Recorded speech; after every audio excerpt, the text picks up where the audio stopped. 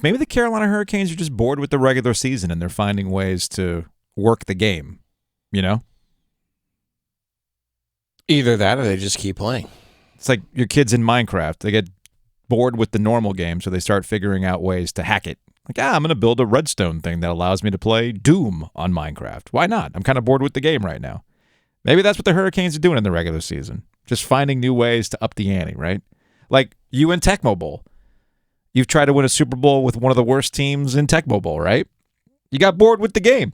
So you try something new. Maybe that's what they're doing. I don't know. Let's spot you 4-1. See if we come back from that. I mean, we just did it the other night. 4-2. I was going to say another bad period is what is kind of, you know what Rod Brindamore is going to be. It's the process, man. Yes. It's the process. But the process. How does the process work so well in that last period that now however many games are up, points in 8? Is it 8 straight games that got points? I was going to say. Second best record in the NHL now? They haven't dropped a point in the last 9 or 10 games or whatever it is. You don't on top of the 6-game winning You don't streak. want me to say who they remind me of. Who do they remind you of? Remind me of the Panthers from last year. No, the Florida Panthers. Joe, why would you do that? Because last year the Florida Panthers were winning all these games and they were rallying. Here's the difference between the two, though. I think this has been a consistent. What? Yeah, stop that. Yeah, they were. I'll say this about for all the excitement that the Carolina Hurricanes are giving you, and the fact that what they did last night in combination with what they did with Friday night.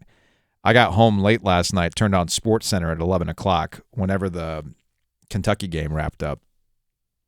And what the Canes did was actually one of the top stories on SportsCenter. I was like, oh, look, they're actually going to give prime time to the Hurricanes in the first block of SportsCenter? Damn, they must have done something crazy, which they did. The players might... The players they bring in might change over the last 4 to 5 years, but the core group is still there, like Sebastian Aho, obviously, Marty Necas, et cetera, right? This has been a consistent thing that they've done since Rod Brindamore has taken over. It's that process that you like to bring up. This is not the first time they've had some wild ups and downs in the course of a game. I'm not saying this is normal. Clearly it's not, because they're doing some things the last couple of days that go into ESPN stats and information overdrive. I'm simply saying that the Hurricanes have a consistency under Rod Brindamore that they can overcome bad periods and still find ways to win. If I hear Adam talking about they stole another 2 points again, I'm like, that's what they do. They steal points. Sometimes you have to steal points in order to have the kind of record they do and kind of distance themselves against the New Jersey Devils. But this is where I become the party pooper with the Carolina Hurricanes. What they do in the regular season is absolutely incredible, and it's been crystallized this season. They bring in new guys, and they can still keep this machine going. They are an efficient, successful team. They are a analytics darling.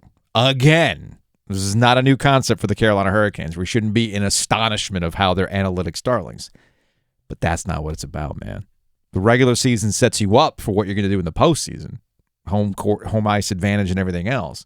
The question for the Canes is, can Sebastian Aho do this at another level in the postseason, which has been a little bit inconsistent? Can Andrei Svechnikov take it to another level? Will you talk about the Panthers being hot and going away. My concern would be, hey, Marty Necas, will this continue to be the thing all the way through the postseason? Are you going to step up and be that dude? Yeah, as I mentioned with Aho. So the concern that I have is, without Max Pacioretty, who was brought in to be that guy, and I'm going to sound real knuckle-draggy meatball sports talk radio host here, to be a dude, which has been the problem for the Carolina Hurricanes in the postseason, I still think, despite all the wonders of the regular season, they should get a rental. They should bring in somebody who can help close the deal in the window that they're in right now, because this team might be up for a massive shakeup in the next year or two. So that's my only concern with the Carolina Hurricanes going forward. I get your point about the Panthers. I'm more concerned about, will the dude step up?